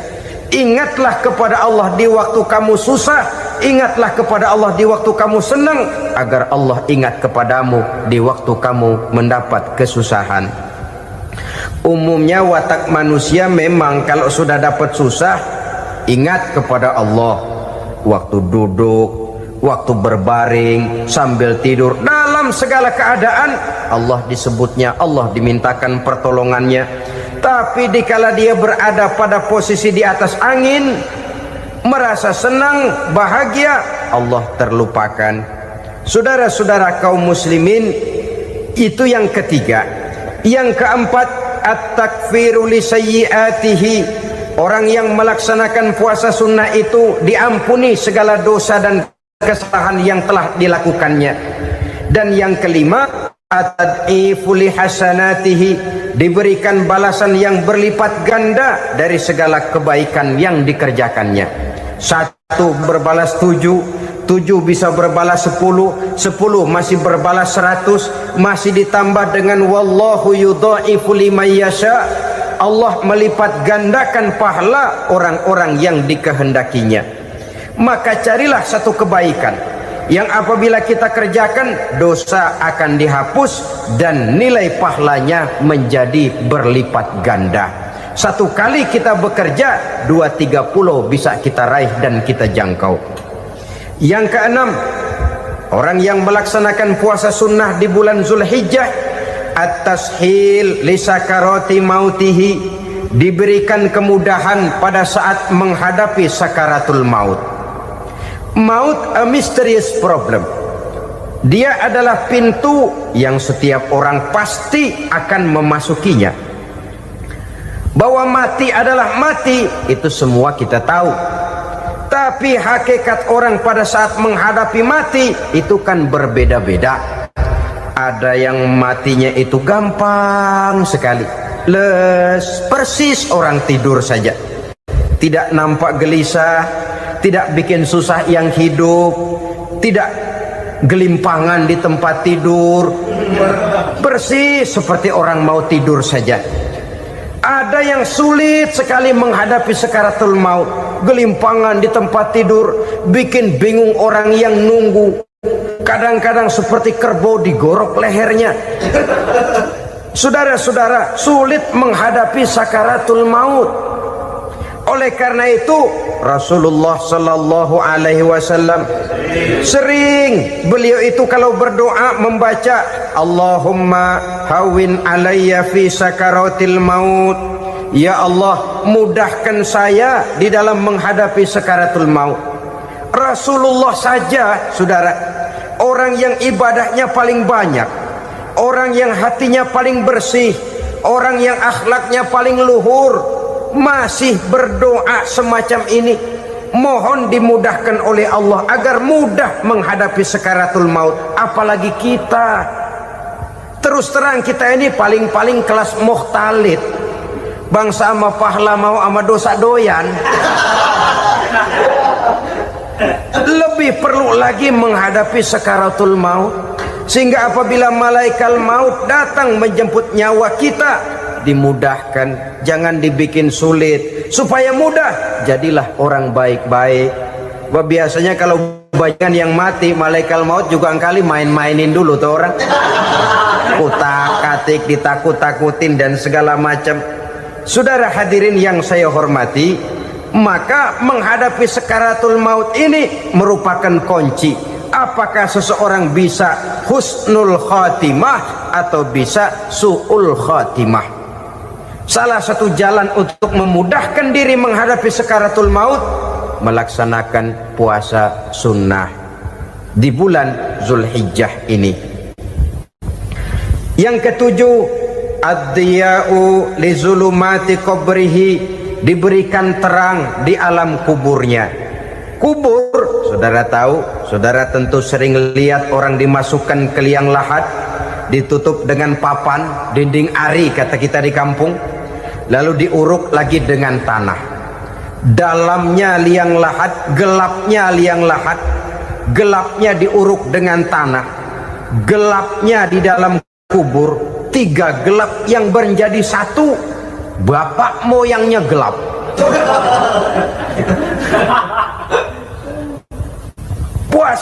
Puasa sunnah ini merupakan terang di alam kubur kita nanti.